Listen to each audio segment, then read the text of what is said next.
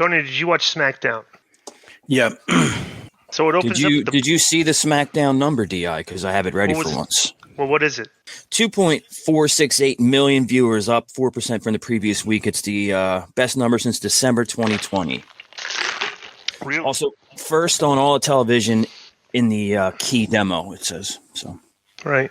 Good, well, that's good, a good night for them. Yep. Interesting. So it starts off with the Brutes against Imperium. Hard-hitting match. 11 minutes and 45 seconds. The Brawling Brutes go over. Any comment? Other than this is just a, I thought that match was great. Just really logical, physical, typical WWE. Just a really good match. I really liked it. Yeah. Go out of your way to see that. So then they go back backstage and Brock's with them. Not Brock. Paul is with Solo. And they're getting interviewed. He asked Kayla Braxton asked Heyman if he had any idea why Lesnar did what he did, and Heyman asked her why the night was different than other nights. Heyman said he would pass over interrogation to speak about Roman. It's 100,000 days he's approaching his champ, and then Jey Uso showed up and shook hands with Heyman, who called him the right-hand man. Jey said he was looking for Jimmy all night, and Heyman told Jey that Jimmy was not present because Reigns wanted him to stay home while Jey took care of Sami Zayn all by himself. Once Jey walked away, Heyman told Solo that either Jey solved the Zayn problem or Solo would. So they're foretelling. That was so great because, that could go either way. And that's what's made me such a fan of this storyline, because they keep you wondering what's going to happen, or when you play armchair booker, what would you do in that situation? So, they've done just a masterful job of keeping people invested. We go into one of the Viking Raider guys against Ricochet, and Ricochet beats him in 4 minutes, which is kind of weird. I thought it looks like they've stopped the push of the Viking Raiders. Yeah, this was kind of a cold match out of nowhere, even though they've been facing each other. But for a singles match, there was really no build-up, and it was a good match because Ivar is athletic, and at least they're finally taking care of Ricochet. But it didn't mean anything, and it wasn't anything out of the ordinary. Why did Ricochet need a win over this guy? Just with no promo or anything. So Kevin Owens was in the back, and Sami Zayn interrupted him, and Zayn was excited and showed off his belts. Owens told Zayn that his match with Jey Uso was a chance for them to be finished with the Usos. And they said he couldn't shake the feeling he needed to speak to Jey. Owens was thrown off and didn't understand why Zayn wanted to talk to him, and Zayn said he felt like he had a sense of obligation, and Owens said that beating the Usos for the titles makes Jey more dangerous than he's ever been. Owens said he knew that he couldn't talk Zayn out of it, but added that it's a bad idea, and he said he had to talk to Jey and assured Owens it would be okay. So they're going to have a conversation before their match, which is interesting. Well, I thought this was great because WWE is getting away from the wrestling promos you and me hated and made fun of, and this sounds like normal...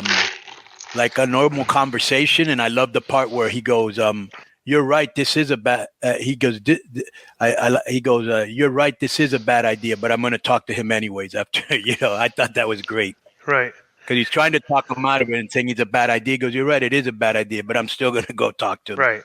Yeah. So then we go backstage. Actually, we don't go backstage. We go to Liv Morgan and Raquel Rodriguez versus Natalya and Shotzi, and Liv and Raquel go over.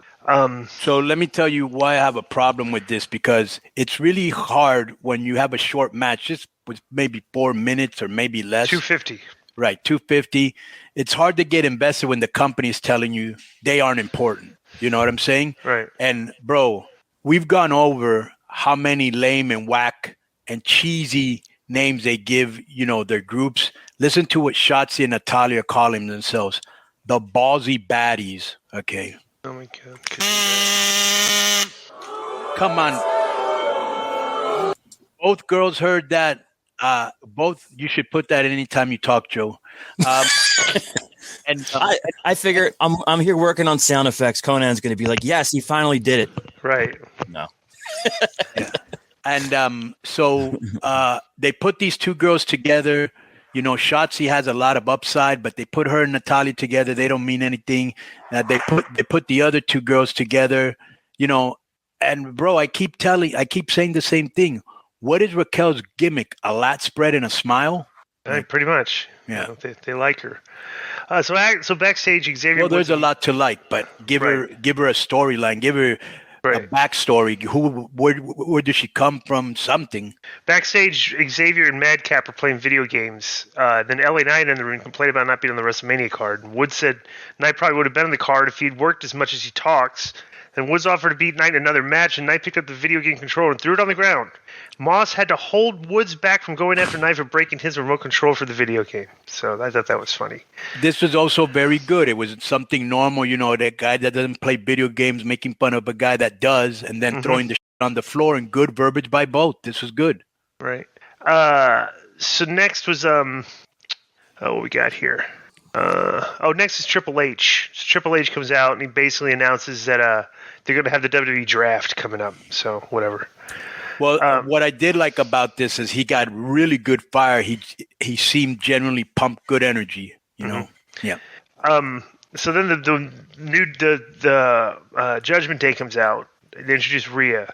Rhea Ripley says it's time that everyone rises for Mommy, and the fans cheered. Ripley barked at the fans to rise for the greatest champion in all WWE, and Balor called Edge a sicko for splitting his head open just to get a win. And Balor asked who the real winner is. Balor said he has 14 staples and he's still standing, whereas Edge is nowhere to be seen. Dominic took the mic and the crowd started booing him immediately. And then he said they wouldn't let him talk. He was getting so much heat. This is actually good. And the "You Suck" chant broke out. Don said the person who sucks is his father who lays hands on his own son. And Don claimed he howled back and pulled punches at WrestleMania because he couldn't bring himself to hurt his own father. Don said he saw anger in his father's eyes. And Don said he knows where the lines are drawn. Now the Ray and the rest of them can go to hell and take Bad Bunny with them. So they showed the footage of Bad Bunny last week, and then Priest. Yeah, I love the bump that Bad Bunny took because it didn't look, like a normal wrestler. It looked like a fan. Like real, right? Yeah, right. Then Priest spoke in Spanish and stated in English he hopes Bad Bunny can find in his heart to forgive him. And Priest smiled and said he forgives Bad Bunny for making him do what he did to him. Then Ray comes out and with his crew, and it's basically Ray and Escobar against Dominic and Dominic and Damian Priest. And basically, it's just a lot of interference and stuff and distractions. And Priest put Escobar down with the South of Heaven chokeslam and scored the win. So the heels go over here. Any comment? Well, the first thing I like, obviously, they're going to do something with Rhea Ripley and Bianca, which would be a good match. But I like how he's kind of with Bianca by calling herself the Great Test. Yeah, I like that. Very nuanced, but really good done. Dominic, of course, just incredible. Heat, and I think back to people that have had heat like him, and I remember when Cena was a babyface and people didn't like him. Roman Reigns when he was a babyface and people didn't like him. Vicky Guerrero. Is there anybody else that had that type of heat? No. Yeah. What you got any update? Have you talked to anybody in the Guerrero saga that's going on? No. No. I don't really know the other two girls. Like I didn't, the daughters. Right. So I wouldn't be talking to them. And what am I going to tell Vicky? Is this true or not? Yeah, Right. Yeah. Right. All right. So next is next they go backstage and Jey Uso and Sami Zayn have their confrontation. He said, "Can I just say one last thing about the last match, Glenn?" Yeah. What? It's kind of weird to me that they would beat the LWO in their debut match, and I just have a feeling that Santos and Dominic are going to turn on Ray. Nothing I've heard, nothing they've said, just a feeling I have. Yeah. Right. So Jay was shown pacing backstage, and Sammy shows up. He said the bloodline is crumbling. He said Jimmy wasn't there. Roman's is mad at Jay, and Solo looked like he was ready to drop the hammer any second. And Zayn said if Jay needed him to beat him this week and next week until he beats it into his head, that's what he would do. And Zayn said it's not how it has to be. Then they showed that it was a crashing sound around the corner, and it showed that Owens had gotten beat up and had the thing thrown on him. So did they show Sikoa? Was he there? I think I remember. Oh, yeah, right. So Solo attacked him, right? Right, and I wonder why Zayn didn't go after him instead of, worrying about KO, but that's just a little thing. Yeah. So then they do Jey Uso versus Sami Zayn. Zayn sets up for the Helluva Kick, but Jey avoided it. He came back with a Blue Thunder Bomb, whatever that is. A short time later, Jey and Zayn fought on the ropes, and Jey got the better of it with a headbutt. And Zayn fell on the apron. But when the referee pulled Jey back, Solo snuck in and hit him with the Samoan spike, and Jey followed up with a kick and then pinned him. And after the match, Sikoa entered the ring and looked down at Zayn and walked over and held out his hand for Jey to help him to his feet, and Jey played to the crowd. Sikoa grabbed Zayn and hit him with a few headbutts and repeated punches while Jey stood by and watched from a corner of the ring. Solo picked up Sami for the Samoan spike, but Jey stopped Sikoa from performing the move. Jey jawed at his brother and super kicked a kneeling Zayn. I got a big pop, by the way. Yeah. Jey gave instructions to Sikoa, who went to ringside and grabbed a chair while Jey worked over Zayn with punches. Then Matt Riddle ran out, and then cleared the ring. So Okay, let me tell you what I didn't like about this. I liked everything but this. Really, I mean, you injured KO, who they just won the tag title, and they got great chemistry. So you could insert Riddle and give him a little bit of heat. You could have used Riddle somewhere. He just seems out of place here to me. yeah. So next is so that was our SmackDown review. Enjoy the rest of the show. Boom.